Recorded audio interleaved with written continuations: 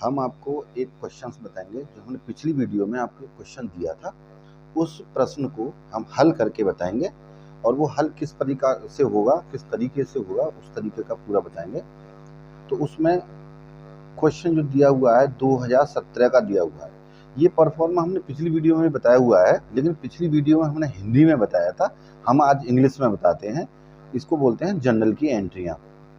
ये column date होती है, डेट को दिनांक बोलते हैं, पर्टिकुलर को विवरण बोलते हैं, LFJF होता है जनरल फोलियो या लेजर फोलियो, अमाउंट होता है उसको हम रकम बोलते हैं हिंदी में, डेबिट को ऋणी और क्रेडिट को धनी बोलते हैं। इस तरीके से हमने पिछली वीडियो में ये सारी चीज़ें हिंदी में बताई हुई हैं।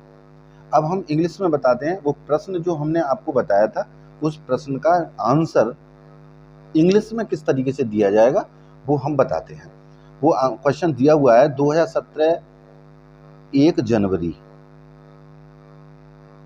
की जो एंट्री है, व्यापार प्रारंभ किया। हमने आपको नियम भी लिखवाए हुए हैं, जो एकदम आज पहली बार वीडियो देख रहे हैं वो हमारी पिछली वीडियो देख रहे हैं, उसमें हमने नियम लिखवाए थे। 3 नियम हैं, उनमें से हमें देखना है व्यापार प्रारंभ किया तो पैसा व्यापार में आएगा। तो आएगा तो कैश अकाउंट डेबिट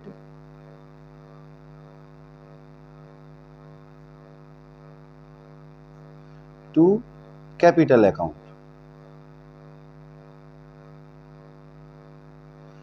कितने का है? 10,000 रुपये का है और 10,000 रुपये का है। यहाँ पे लिखेंगे नरेशन में cash account debit to capital account. यहाँ पे लिखेंगे रोकड़ खाता ऋणी पूंजी खाते का, हिंदी में इस तरीके से लिखेंगे। यहाँ पे लिखेंगे व्यापार प्रारंभ किया, तो यहाँ लिखेंगे बीइंग बिजनेस स्टार्ट, और इस तरीके से लाइन खींच देंगे। दूसरा है नगद माल खरीदा, ये है 5 जनवरी को। नगद माल खरीदा तो आया क्या? माल। जब माल आता है तो हम क्रय खाता ऋणी रोकड़ खाते का, तो क्रय खाता ऋणी को बोलते हैं परचेज अकाउंट डेबिट।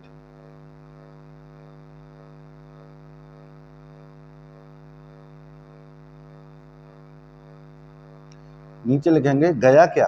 पैसा, तो कैश टू कैश अकाउंट।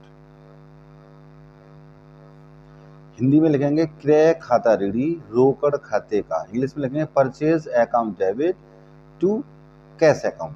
कितने पैसे का है? 5,000 का है, तो 5,000 रुपये यहाँ लिख दीजिए और यहाँ पर भी 5,000 रुपये लिख दीजिए। यहाँ पर नरेशन लिख दीजिएगा बीइंग गुड्स परचेज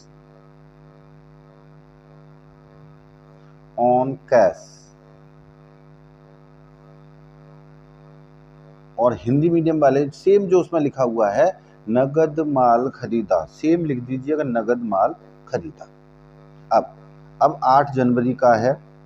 8 जनवरी में है नगद माल बेचा। जब माल बेचा तो आया क्या? पैसा। तो पैसे को ऊपर लिखो, जो आया ऊपर लिखो, गया नीचे लिखो। तो पैसा आया कैश अकाउंट डेबिट,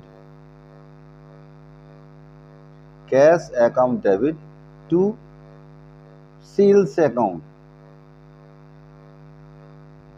कितने रुपए का है ये? 4,000 का, तो 4,000 इधर लिख दीजिएगा और 4,000 इधर लिख दीजिएगा। यहाँ पे लिखेंगे बीइंग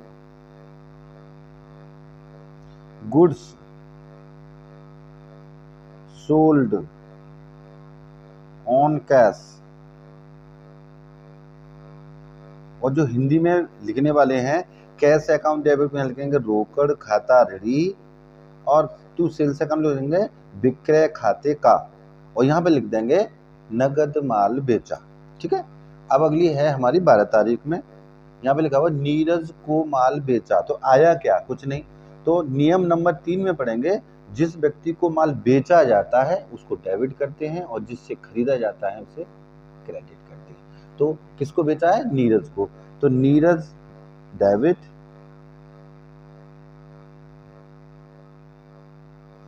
टू सेल्स अकाउंट। अब नीरज को कितने का बेचा है? 2,000 का, तो 2,000 रुपये डेबिट में लिख दीजिए, 2,000 रुपये क्रेडिट में। यहाँ पे लिखेंगे बीइंग गुड्स, गुड्स मीन्स माल, goods sold on credit, credit means उधार, being goods sold on credit to किसको, नीरज, नीरज को उधार माल बेचा। अब 14 तारीख को बीरेंद्र से माल खरीदा, 14 तारीख में, अब बीरेंद्र से माल खरीदा तो माल आया तो परचेज अकाउंट डेबिट,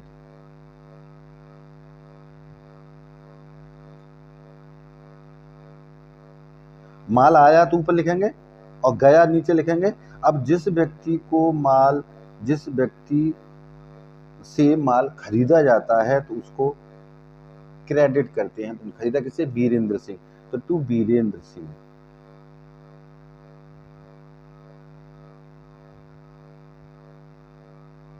कितने का है, बीरेंद्र सिंह से खरीदा 5,000 का। यहां लिखेंगे बीइंग गुड्स परचेज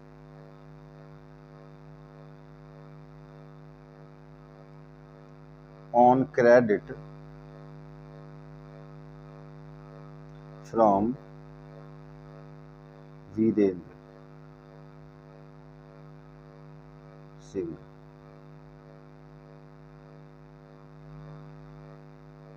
अब अगली है 20 तारीख की। 20 तारीख में नगद बिक्री हुई, तो वो नगद माल बेचा या नगद बिक्री हुई बात एक ही है।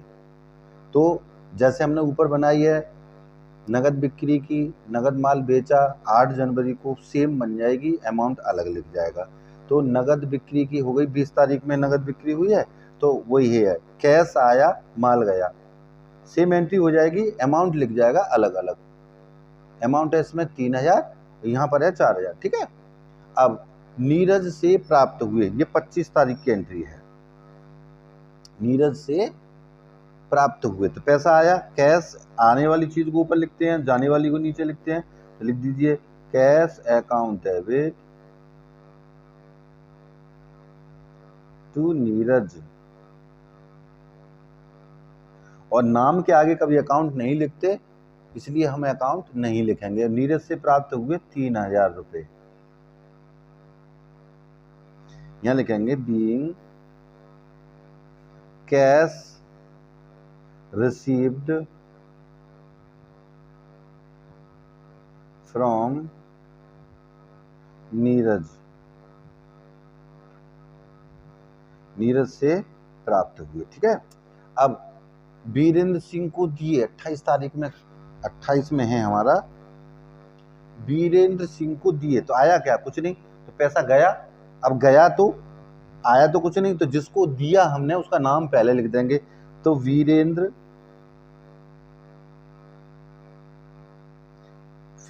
Singh debit to cash account.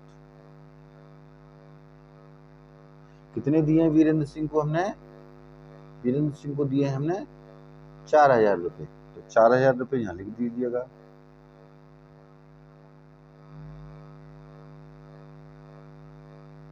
और 4,000 रुपए यहां लिख दीजिएगा, लिखेंगे being cash paid to Virendra.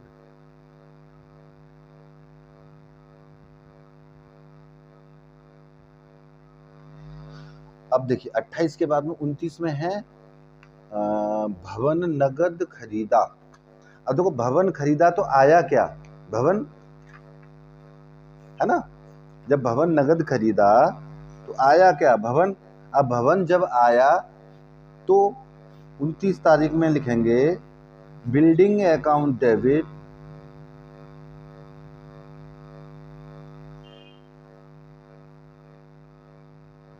To cash account. गया क्या, कैश, लिख दीजिए। और इन्होंने लिखा है 2,000 रुपए और 2,000 रुपए यहां लिखेंगे। देखो building account debit to cash account Hindi में लिखते हैं तो भवन खाता ऋणी रोकड़ खाते का। ठीक है, अब यहाँ पे लिखेंगे जो भवन ने नगद खरीदा, हिंदी में तो लिख देंगे, लेकिन इंग्लिश में बीइंग लगा के लिखेंगे, BEING, being, building, purchase,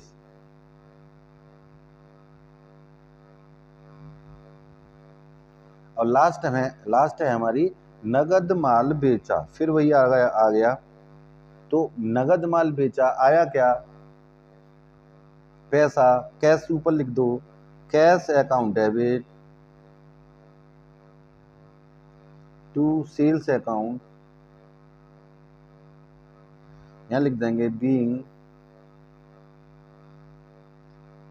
goods sold on cash. और कितने का है, 500 रुपये का, तो 500 डेबिट वाले कॉलम में लिख देंगे और 500 रुपये क्रेडिट वाले कॉलम। इस तरीके से हमारी ये जनरल की एंट्रियां बन जाती हैं। आपको एक ये प्रश्न दिया जा रहा है, इस प्रश्न में जितनी भी एंट्रियां हैं जो हो सकती हैं वो करिएगा, और अगर नहीं होती हैं तो कमेंट करके बताइए। उसका प्रश्न का जो ये प्रश्न है इसका हल हम आपको अगली वीडियो में देंगे। जब तक के लिए हमारी वीडियो को लाइक करें, चैनल पर नए हैं तो चैनल को सब्सक्राइब करें। जय हिंद, जय भारत।